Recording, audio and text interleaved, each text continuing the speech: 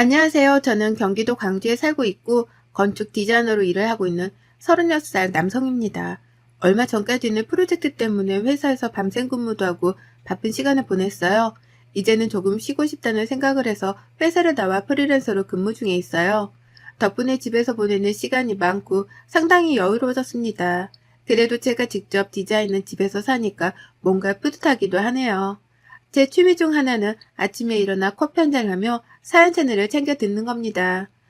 그동안 지난 날을 잊기 위해 잠도 포기하며 정신없는 회사 생활을 하다 보니 몸과 마음이 지치더라고요.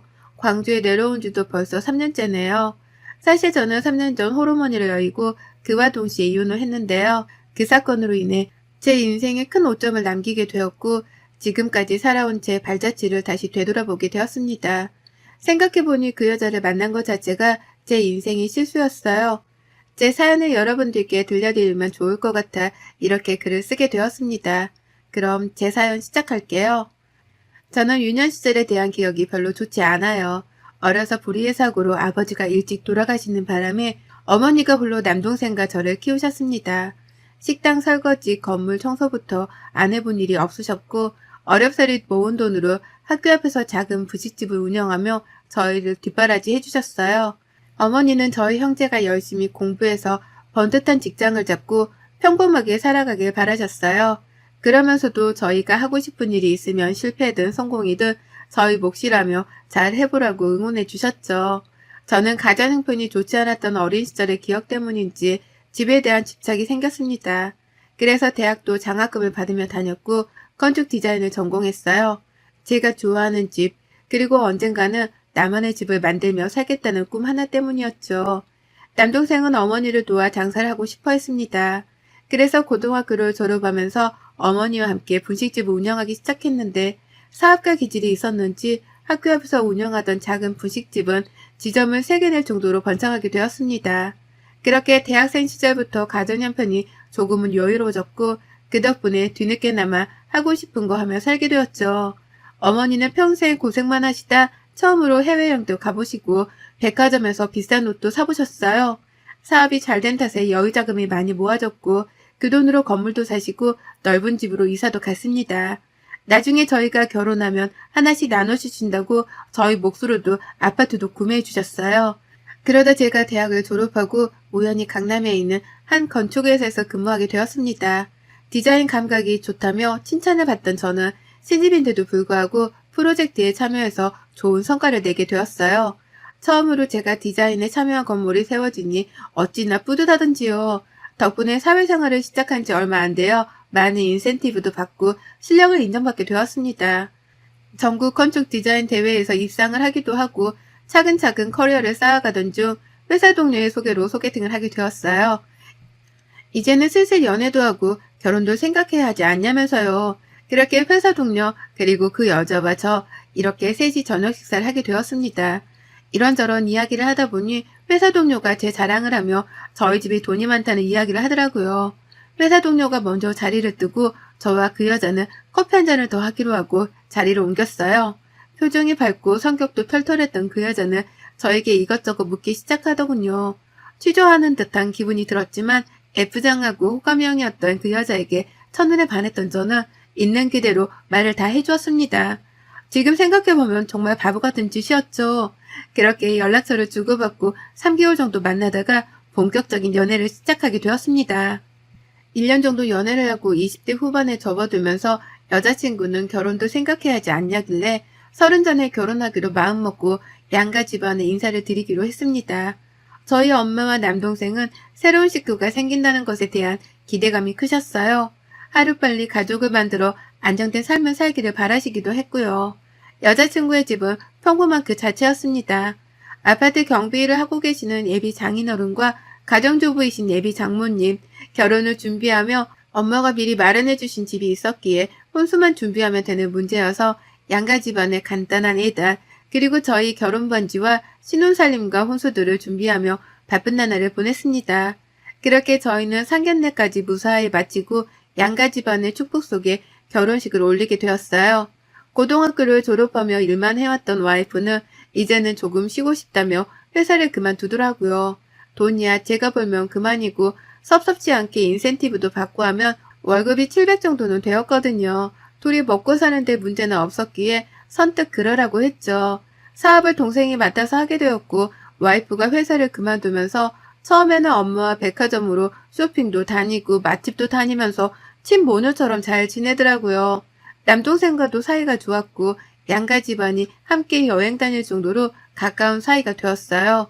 집에만 있기 답답하다며 필라테스도 끊고 요가도 다니고 한 번은 친구들과 1박 2일, 어쩔 땐 동남아나 일본으로 여행을 다녀오기도 했습니다. 그때까지만 해도 사랑하니까 집에서 내조를 잘해주니까 그 정도는 해도 되겠지 생각했어요. 하지만 시간이 지날수록 점점 사치도 과해지고 요구하는 게 늘어나더라고요. 제 월급을 관리하겠던 제가 미친놈이었습니다. 그래도 제법 많은 돈이 모여있어야 할 제 통장이 생각지도 못할 정도의 적은 액수가 들어있더군요. 다행히 인센티브는 별도의 통장에 넣어도 관리하고 있던 탓에 그나마 다행이었죠. 집에서 살림하고 일도 안 다니는 사람이 도대체 돈을 어디에 쓰는 거야? 통장에 돈이 왜 이것밖에 없어? 매번 사먹는 것도 그렇다 쳐. 그렇다고 이렇게 돈이 없단 말이야? 당신, 지금 나 돈 안 버는 주제에 쓰기만 한다고 무시하는 거야? 생각보다 돈이 얼마나 많이 드는지 알아? 나 운동도 다니고 하고 싶은 거 하라며. 그래서 여행도 다니고 사고 싶은 것도 사고 자기 것도 사고 그러잖아. 뭐가 문제야? 쪼달리는 것도 아닌데. 여보, 내 말은 그게 아니라 어느 정도는 계획성 있게 돈을 써야 한다는 거야. 나중에라도 우리 아이 생기면 그때는 돈이 더 들어갈 텐데 아껴 써야지. 기분 나빴다며 미안해. 그런 의도는 아니었어. 제가 너무 돈에 예민하게 구는 것 같아 몇 번의 말다툼도 있었지만 잘 넘어갔어요. 그러다 제 인생에 검은 구름이 들이오기 시작했습니다. 건강하시던 엄마가 1년에 한 번 받으시던 건강검진을 받으셨는데 췌장암 사기 판정을 받으셨어요. 평소에 여행도 잘 다니시고 젊은 사람들도 하기 힘든 크로스핏도 다니시고 건강하게 사셨거든요. 그런데 하루아침에 암 판정을 받으시니 모두가 충격이었어요. 최근에 피로감도 많이 느끼시고 소화가 잘 되지 않았던 경우가 많으셨는데 그냥 일시적인 현상이라 생각했는데 증상이 오래가는 것 같아 이번에는 안 하던 4시간까지 했었거든요. 췌장암 자체가 초기에 발견될 가능성도 낮고 이미 주변 장기에 전이가 시작되어서 길어야 1년이라는 절망적인 말을 듣게 되었습니다. 어머니는 아들들 다 키워놓고 잘 살 수 있게 기반을 닦아놓았으니 지금 당장 죽어도 여한은 없다고 하셨지만 홀로 방 안에서 몰래 우시는 모습을 본 저는 가슴이 아프더군요. 그동안 열심히 사셨던 것에 대한 보답이 겨우 이건가 하는 생각도 들었고요. 그렇게 하루하루가 지나면서 어머니도 쇠약해지셨고 보살핌이 필요한 상황이 되었습니다. 남동생은 결혼을 앞두고 있었고 엄마는 저희에게 짐이 될 수 없다며 요양원에 가겠다고 하시더군요. 그런데 웬일인지 와이프가 어머니를 모시겠다고 하는 겁니다. 여보, 어머니 우리가 모시자. 그동안 고생하신 거 다 아는데 어떻게 요양원 같은 데 보내. 어머니도 사람이고 여자신데 그래도 가족들 곁에 계시는 게 낫지. 내가 잘 돌봐드릴 테니까 걱정 마. 당신 정말 우리 엄마 잘 모실 수 있겠어? 생각해주는 것만으로도 고마운데 정말 고마워. 당신이 선뜻 모시자고 할 줄은 몰랐어. 정말 고마워. 남도 아니고 어머니시잖아. 당연히 우리가 모셔야지. 그렇게 엄마를 모시고 살게 된 저희는 정말 살뜰히 보살펴드렸습니다. 와이프도 엄마가 불편하지 않게 최대한 맞춰드리며 보양식도 해드리고 살뜰히 살피더라고요. 그렇게 반년 정도가 지났을까 와이프도 힘들 것 같아서 주말에는 내가 엄마를 케어할 테니 외출하고 오라고 했습니다. 근데 그게 잘못이었을까요? 주말마다 외출하는 건 너무나도 당연해지기 시작했습니다. 어디서 무얼 하는지 모르겠지만 제가 금요일에 퇴근하기를 목 빠지게 기다리다가 제가 오자마자 바로 나가기 일쑤였어요. 처음에는 힘드니까 그러려니 했는데 점점 시간이 지날수록 저는 찜찜함을 감추지 못했죠. 그러다 엄마의 상태가 갑자기 안 좋아져서 중환자실에 입원하게 되셨어요. 갑자기 혈압이 오른다거나 구토를 자주 하시기도 해서 상당히 지쳐 계셨거든요. 의사는 말기 환자의 흔한 증상인데 몸이 많이 쇠약해져 있는 상태다 보니 입원해서 경과를 지켜봐야 한다고 했습니다. 최악의 경우 마음의 준비까지 해야 한다는 말에 저희는 엄마를 잃을까 겁이 났어요. 그러는 와중에도 와이프는 꾸준히 주말마다 어디론가 가서 휴식을 즐기다 왔습니다. 엄마가 언제 돌아가실지 모르는 상황에 주말마다 연락까지 끊기다시피 하며 시간을 보내고 오는 와이프가 이제는 조금 미워지기 시작하더라고요. 그래도 좋은 게 좋은 거라고 남동생도 그동안 형수 고생했으니 냅두라길래 겨우 참았죠. 어느 날이었습니다. 남동생도 장사 때문에 병원에 오지 못하고 제가 회사에 급한 일이 생겨 주말에 출근을 해야 했어요. 간병인에게 엄마를 맡기고 회사에 출근해서 일을 하고 있는데 같이 근무하는 회사 동료에게 연락이 오는 겁니다. 여보세요, 김 팀장님. 주말에 무슨 일이세요? 지난번 말씀해주신 디자인 어제 보내드렸는데 문제 있나요? 아니, 그게 아니라 혹시 박 팀장 지금 어디야? 저요? 저는 회사죠. 지난번에 신입들 디자인 대회 나간다고 회사에서 자체 심의한다고 한 것 때문에 검토하러 나왔죠. 왜 그러세요? 아, 내가 그럼 잘못 봤나? 아니, 나 지금 여기 강원도거든. 근데 박 팀장 와이프를 봤거든? 왜 남자랑 지나가길래 박 팀장인 줄 알고 봤는데 박 팀장은 회사라고 하고 내가 잘못 봤나 봐. 제 와이프요? 친구들이랑 여행 간다고 했는데 친구들이랑 갔나 보네요. 어디 가는지까지는 제가 신경을 못 써서요. 이런 말 미안한데 친구들이랑 온 건 아닌 것 같아. 같이 있던 남자도 얼굴이 익숙하고 어디서 많이 본 것 같단 말이지. 근데 선글라스를 쓰고 있어서 긴가민가 해. 재수 씨는 분명해. 내가 사진까지 찍었다니까? 박 팀장, 혹시 와이프가 바람피고 있는 거 아니야? 내가 관여할 문제는 아니지만 보통 사이가 아닌 것 같아서. 무슨 말이세요? 제 와이프가 무슨 바람이에요? 아닐 거예요. 그렇게 전화를 끊고 사진을 전송받았는데 그 사진을 보고 그 자리에서 굳어버리고 말았습니다. 사진 속 여자는 제 와이프가 분명했어요. 그리고 그 옆에는 와이프를 소개해준 회사 동료였던 사람이 있던 겁니다. 사실 저에게 와이프를 소개시켜주고 얼마 뒤 개인 사정으로 퇴사를 했거든요. 몇 번을 둘러봐도 사진 속 남자는 그때 그 남자가 분명했습니다. 팔에 손목까지 이어지는 타투가 있었는데 그걸 보고 확신했죠. 끓어오르는 분노를 겨우겨우 삭히고 마음을 가라앉히기 위해 물까지 벌컥벌컥 마셨습니다. 사진 한 장으로는 확실하게 단정짓기 어려웠기 때문에 며칠을 고민하다 남동생에게 이 사실을 알렸어요. 남동생도 처음에는 형수가 그럴 리가 없다며 못 믿겠다고 했지만 혹시 모르니 증거를 남겨야 한다고 했습니다. 평소 확인을 잘 하지 않던 차에 블랙박스부터 확인해보자고 했죠. 집과 회사가 가까웠기 때문에 가끔 제가 운전하는 거 말고는 주로 와이프가 타고 다녔기 때문이죠. 남동생과 같이 확인을 하는데 정말 낯뜨거워 죽는 줄 알았습니다. 사랑한다느니 언제 이혼할 거냐는 둥 대화가 녹음되어 있었고 스킨십을 하면 냈던 소리도 모두 녹음이 되어 있더라고요. 좀 더 확실한 증거가 필요했기에 남동생과 저는 집에 아무도 모르게 홈캠까지 달았습니다.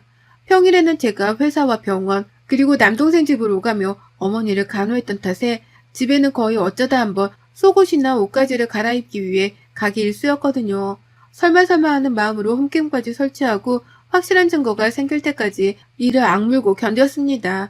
알고 보니 그동안 주말마다 그 남자를 만나 여행을 다녔던 겁니다.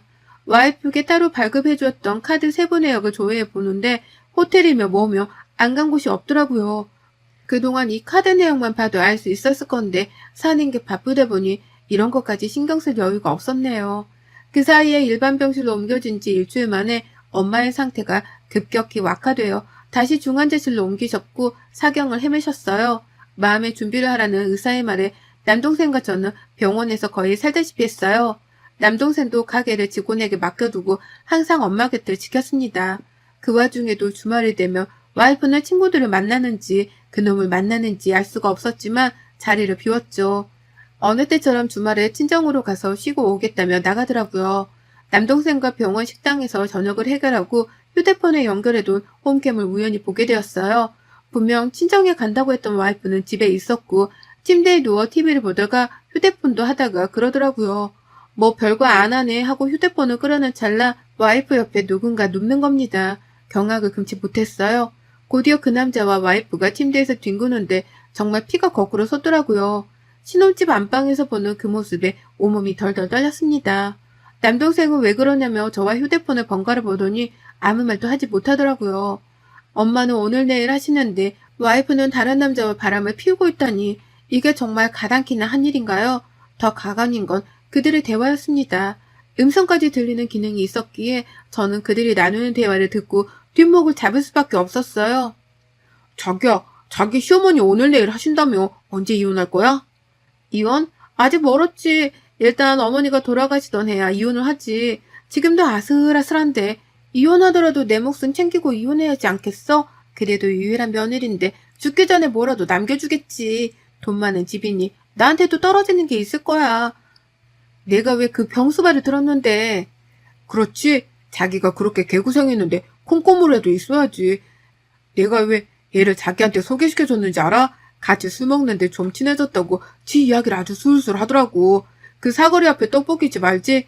그거 서울에만 체인점 4개 있는데 사업도 잘 되고 집에 돈 많다고 자랑을 어찌나 하던지. 이혼할 때 그냥은 안 나갈 거야. 혹시 몰라서 임신 테스트기도 구해놨어. 역시 우리 자기는 돈 만지던 사람이라 그런가 똑똑하단 말이야. 한몫 챙겨서 빨리 뜨자. 저는 모든 영상과 와이프가 썼던 카드 내역을 다 모았습니다. 그리고 며칠 뒤에 엄마가 힘겹게 저희에게 할 말이 있으시다며 부르셨습니다. 의사 선생님은 엄마와 저희를 임종방으로 옮겼습니다. 그렇게 엄마는 저희에게 그동안 고생 많았다며 앞으로 더 행복하게 살으라는 말씀을 하시고는 눈을 감으셨어요. 와이프는 눈물을 흘리며 오해를 하더라고요. 그 모습에 기가 찼지만 장례식까지만 참기로 하며 손에 자국이 날 정도로 주먹을 꽉 쥐었습니다. 엄마를 보내드리고 엄마가 사시던 집 요품을 모두 정리하고 일상으로 돌아갔습니다. 저는 이혼 소리와 모든 증거를 가지고 처갓댁으로 갔습니다. 와이프가 친정에서 주말을 보내고 오겠다며 간 탓이었죠. 전 그곳에서 단판을 짓고자 했습니다. 박서방? 자네가 여기는 웬일인가 연락도 없이. 저녁은 먹었고. 장인어른 장모님 드릴 말씀이 있어서 찾아왔습니다.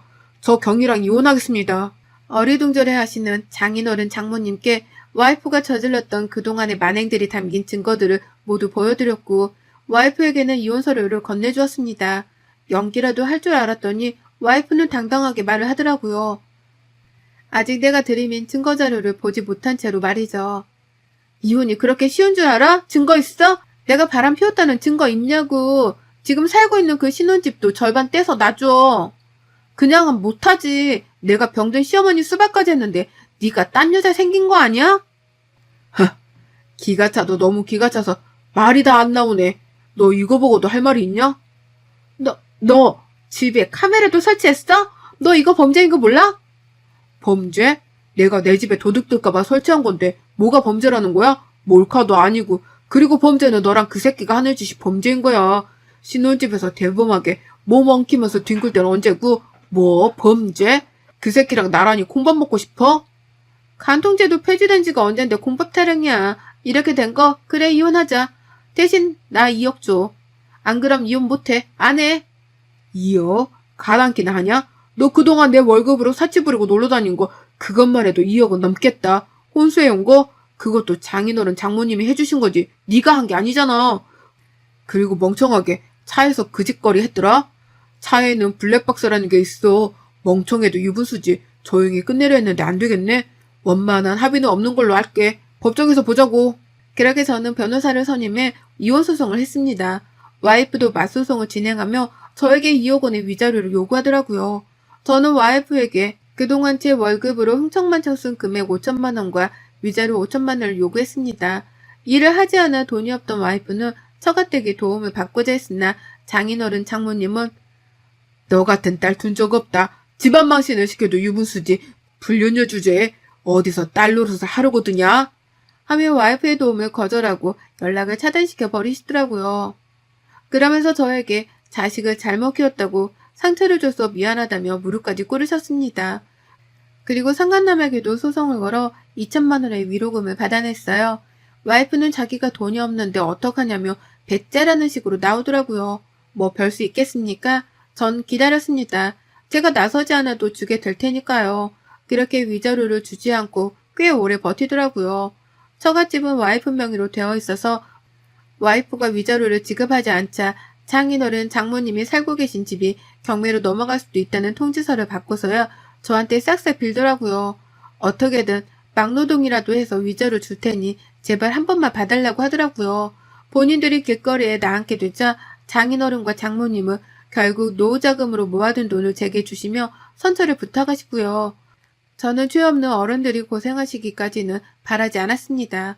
1억을 받고 5천만 원을 다시 돌려드렸어요. 나머지는 와이프에게 직접 받겠다고 말씀드렸죠. 그렇게 와이프와 이혼 절차를 마무리하고 저는 서울 생활을 정리하기 시작했습니다. 신혼집을 매매해 제가 갖고 있던 돈으로 현재 살고 있는 경기도 광주의 집을 짓기 시작했어요. 1년 정도의 기간이 소요되었고 저는 홀로 그 집에서 지금까지 살고 있습니다.